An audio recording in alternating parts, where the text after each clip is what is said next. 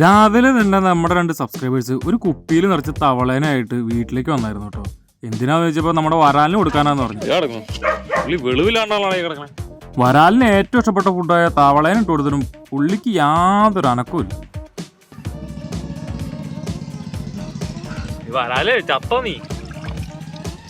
ഇന്നലെ തൊട്ട് കിടക്കണ എങ്ങനെ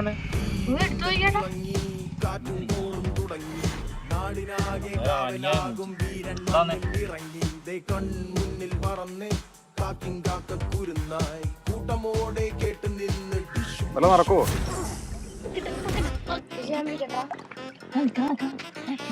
കലക്കല്ല വെള്ളം നോക്കല്ലേ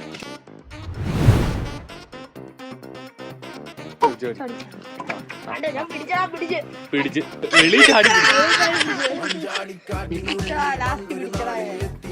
കഴിവ്